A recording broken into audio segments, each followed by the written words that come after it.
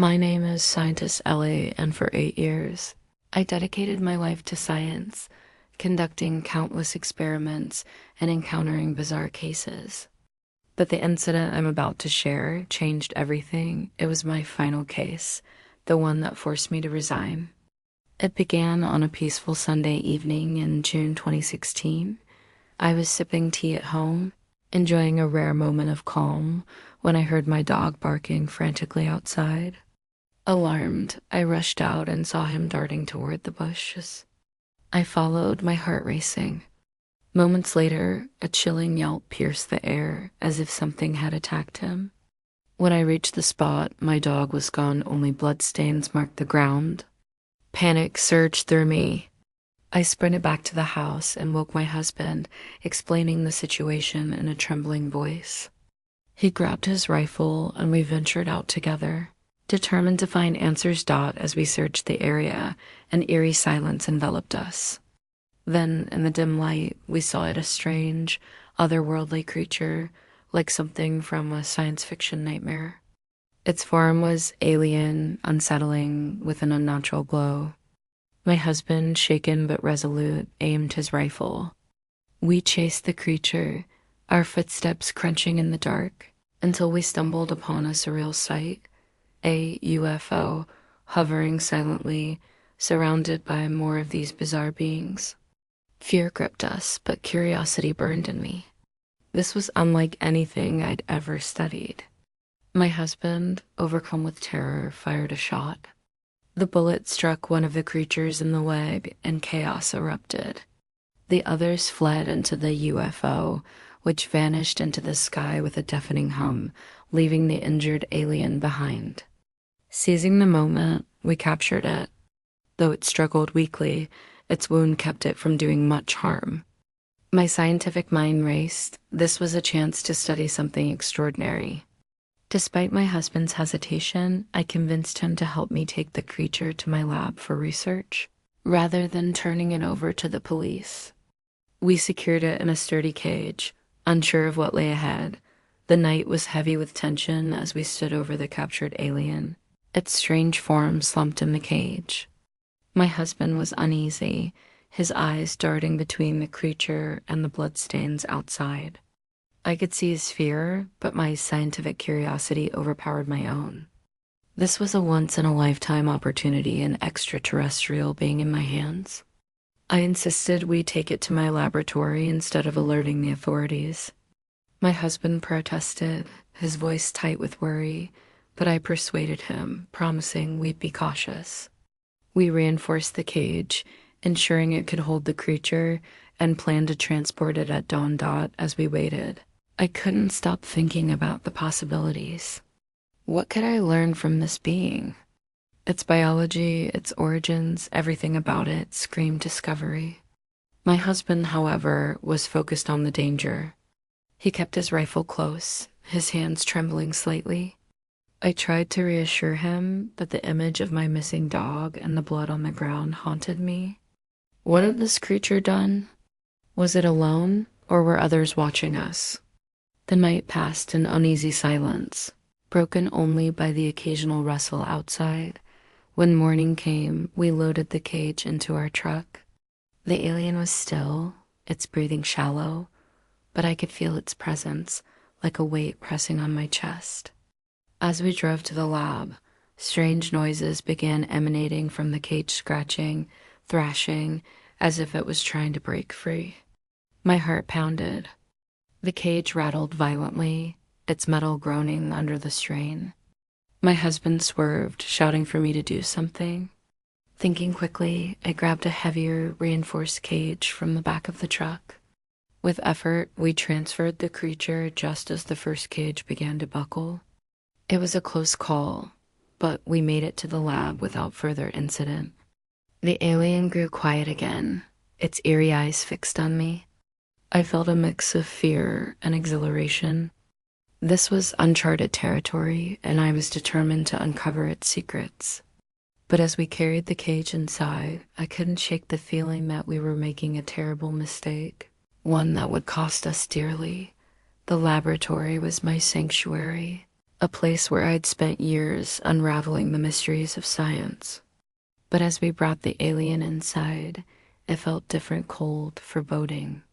The creature was silent now, its gaze unnerving as if it could see through me. My husband stayed close, his rifle ready while I prepared my tools. I wanted to study the alien's physiology to understand its biology. Was it carbon-based? Did it have DNA? My mind buzzed with questions, but fear lingered beneath my curiosity. I decided to administer a sedative to keep the creature docile. As I approached with the syringe, its eyes flickered, and I hesitated. My husband urged me to hurry, his voice tight with anxiety. I steadied my hand and injected the sedative, watching as the alien's movements slowed. For a moment, I thought it was under control. Then, without warning, it surged forward, shattering the cage with terrifying strength. The metal bars crumpled like paper, and before I could react, it lunged at my husband. He screamed, grappling with the creature as it clawed at him. I grabbed the syringe, hoping to inject it again, but it was too late. The alien's strength was overwhelming. In a panic, I slammed the lab door shut, trapping them inside. My hands shook as I fumbled for my phone to call the police, only to realize it was still inside the lab. I was helpless, separated from my husband and the monster I'd brought here. My heart pounded as I searched for anything to use as a weapon. I found a heavy iron pipe in the storage room. Clutching it tightly, I took a deep breath and re-entered the lab. The sight that greeted me was horrifying. My husband was gone, and the alien stood in the center of the room, its eyes locked on me. Blood smeared the floor, and I feared the worst. Before I could think, it charged. I swung the pipe with all my strength, striking its head. The creature collapsed, unconscious. Trembling, I dragged it back into a reinforced cage, securing it tightly. But my husband, where was he? The bloodstains told a grim story, and guilt consumed me. This was my fault. The lab was silent except for my ragged breathing. The alien lay unconscious in the cage, but my focus was on the bloodstains. My husband was nowhere to be found, and my mind raced with worst-case scenarios. Had the creature killed him? The guilt was suffocating. I brought this monster into our lives, driven by my obsession with discovery. I searched every corner of the lab, calling his name, but found only more blood. My heart shattered as I realized he might be gone forever. I sank to the floor, clutching the iron pipe, tears streaming down my face. This was supposed to be a scientific breakthrough, not a nightmare. I cursed my ambition, my refusal to call the police earlier. The alien stirred in its cage, and I snapped back to reality. I had to act. I tightened the cage's locks, ensuring it couldn't escape again. But what now? I couldn't call for help. My phone was still inside the lab, and I dared not leave the creature unguarded. As I stood there, paralyzed by fear and grief, I heard sirens in the distance. Someone must have reported the commotion. Relief washed over me, but it was short-lived. The alien woke, its eyes blazing with rage. With a deafening screech, it tore through the cage once more. I screamed, backing away as it charged toward the lab's entrance. Just then, the police burst in, weapons drawn. The creature lunged at them, moving with terrifying speed. Chaos erupted, shots rang out, but the alien was relentless. Dodging and weaving through the officers' in the confusion, it broke through a window and fled into the night. I watched, frozen, as it reached an open field. A blinding light appeared overhead, a second UFO, descending silently. The alien scrambled aboard, and the craft shot into the sky, disappearing in seconds. The police were left stunned, their shouts fading into the night. I collapsed, overwhelmed by the surreal horror of it all. My husband was gone, the alien had escaped, and my world was crumbling. The incident spread through the city like wildfire, with whispers of aliens and UFOs. I didn't care. All I could think about was my husband and the price of my curiosity. The police swarmed the lab, asking questions I could barely answer.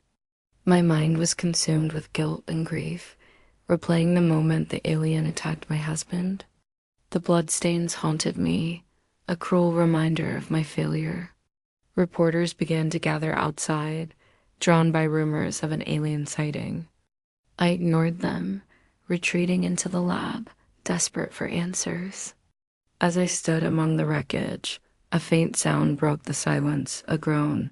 Coming from the storage room, my heart leapt.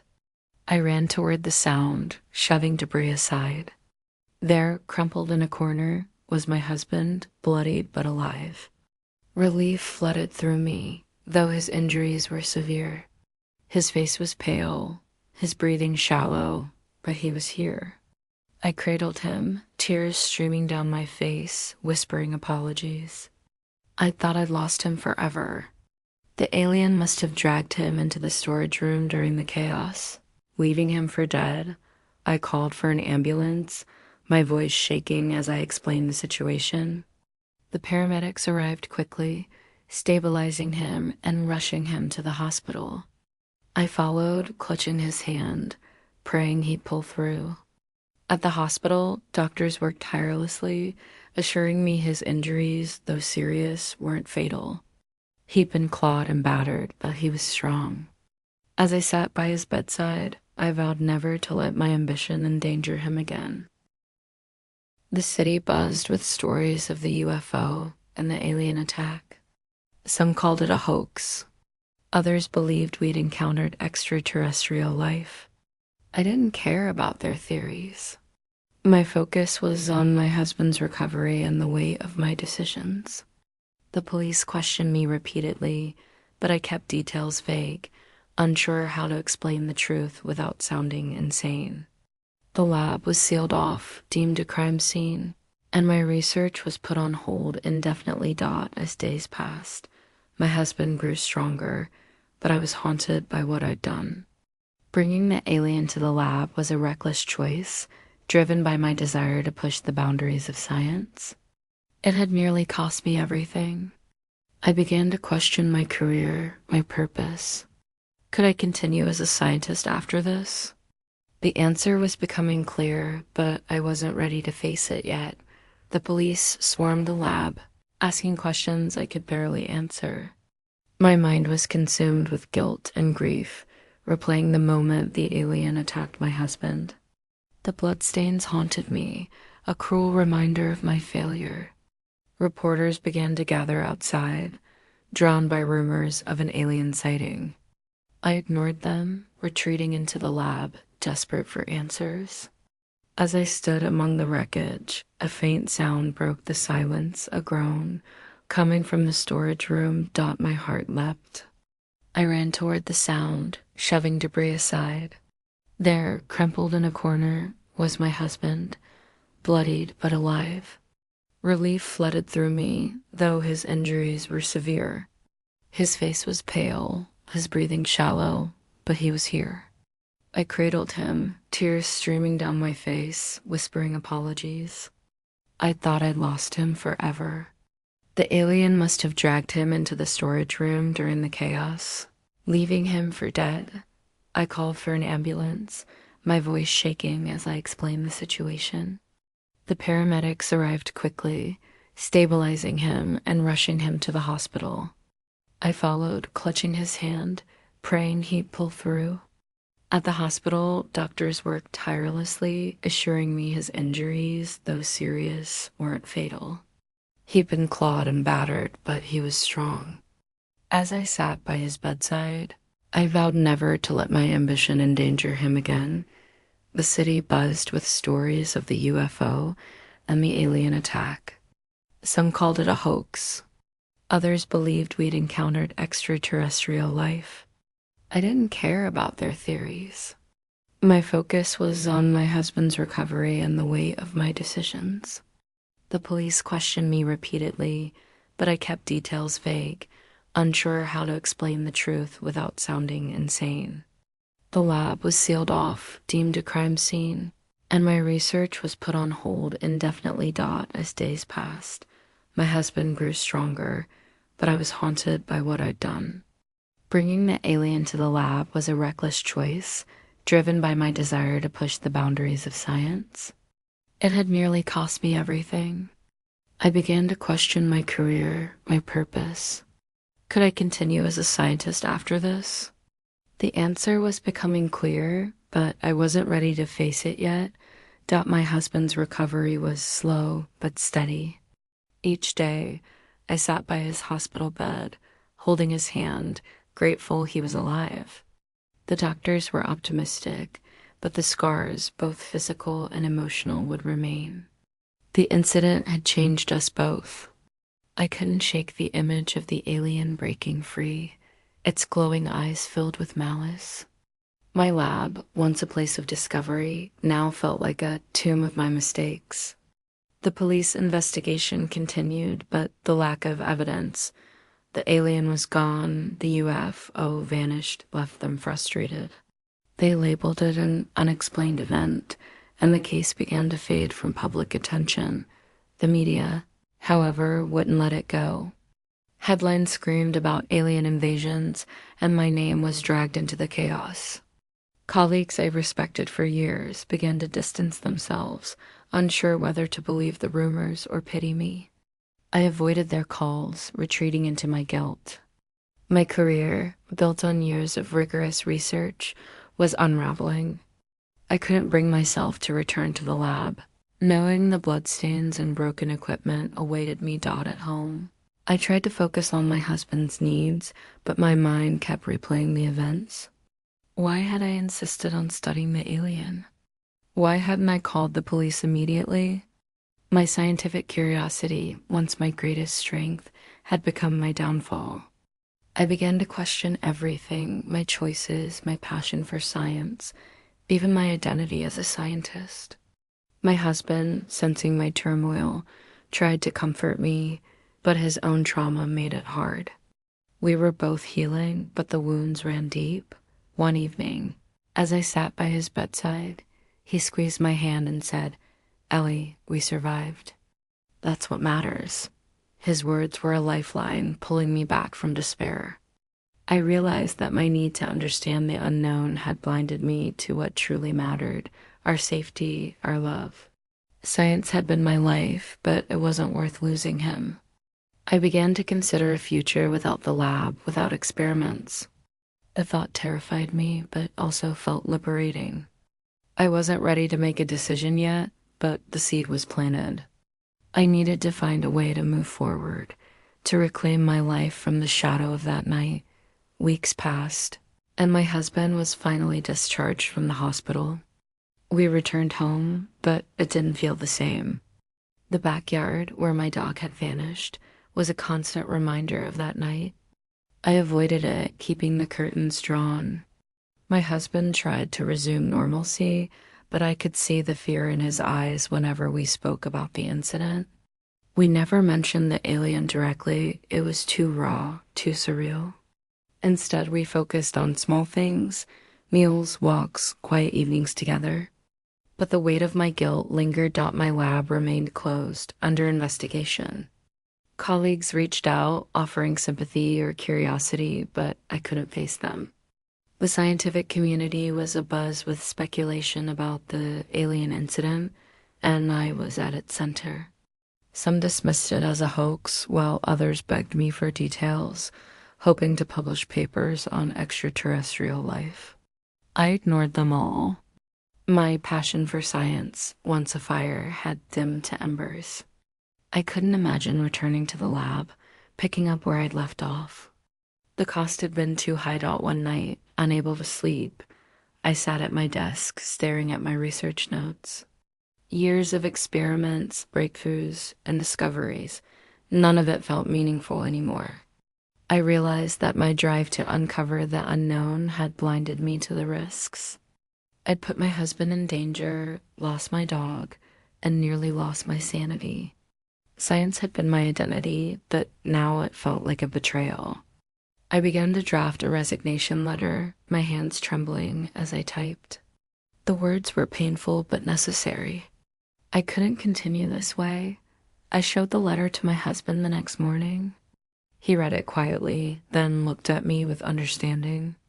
"Ellie," he said, "you don't have to give up science forever. But maybe it's time for a break." His support gave me strength. I sent the letter to my supervisor, officially stepping away from my career. It was a gut-wrenching decision, but also a relief. For the first time in years, I felt unburdened. I didn't know what the future held, but I knew I needed to prioritize my husband, my peace, and our life together. Resigning from my job was like cutting away a piece of myself, but it was also a release. For the first time in years, I wasn't consumed by experiments or deadlines. My husband and I began to rebuild our lives, focusing on healing and rediscovering each other. We moved to a new house, far from the memories of that night. The backyard incident, the UFO, the alien, it all felt like a distant nightmare, though the scars remained. My husband's physical wounds were healing, but we both carried emotional ones. I started spending my days differently.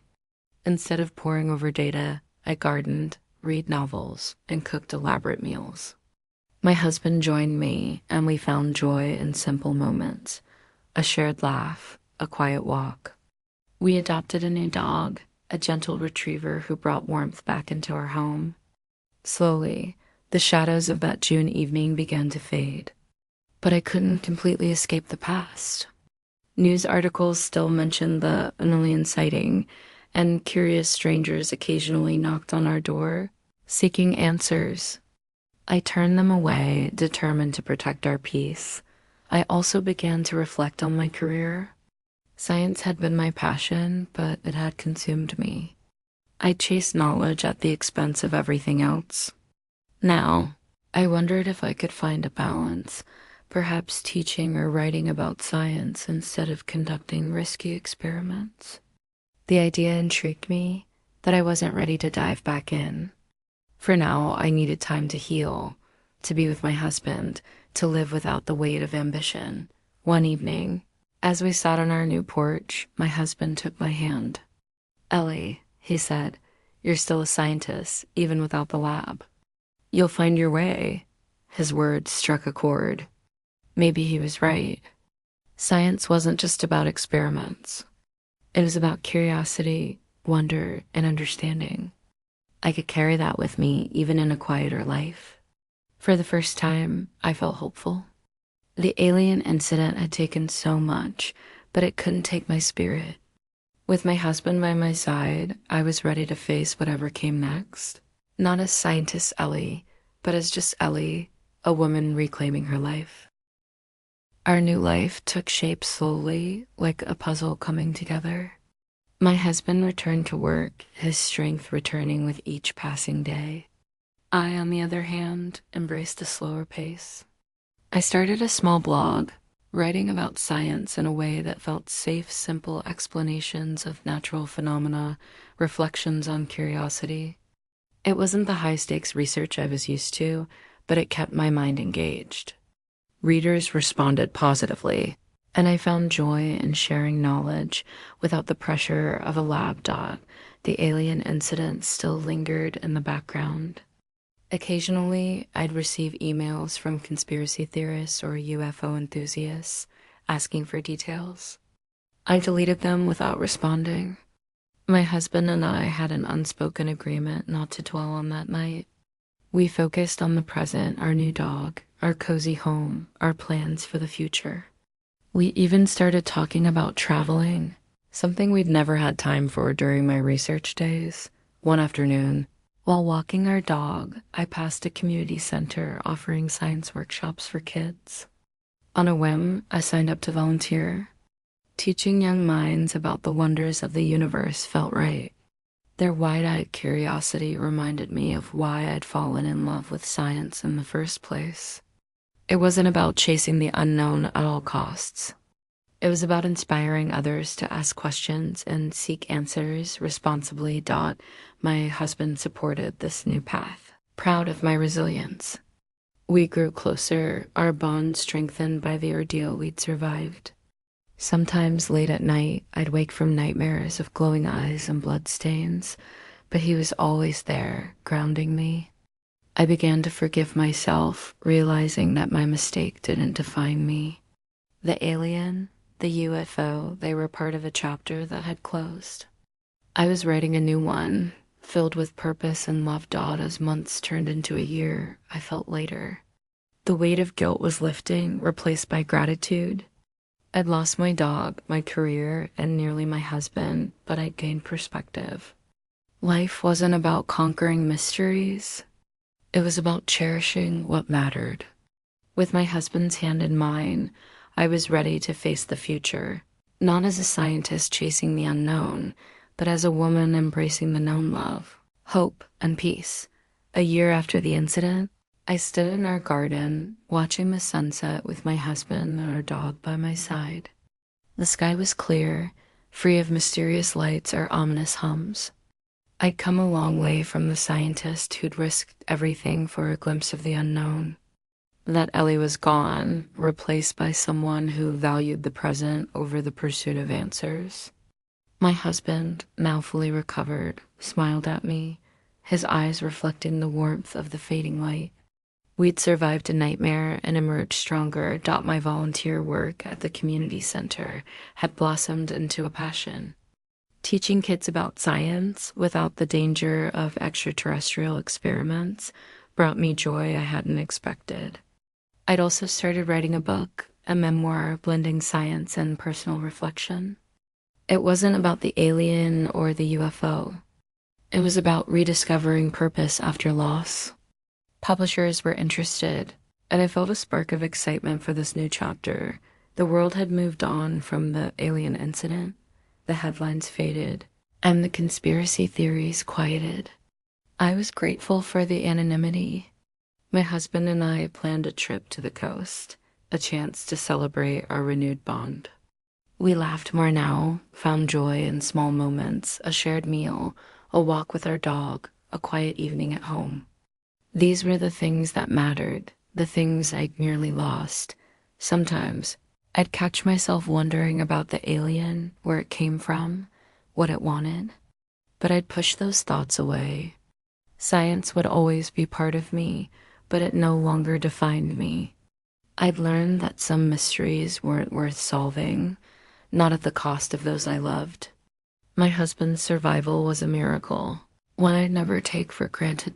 As the sun dipped below the horizon, I leaned against my husband, feeling the warmth of his presence. The future was uncertain, but I was no longer afraid. I'd face the unknown and come out the other side. With love, resilience, and a newfound appreciation for life, I was ready for whatever lay ahead. Scientist Ellie had retired, but Ellie the woman, the wife, the survivor was just beginning.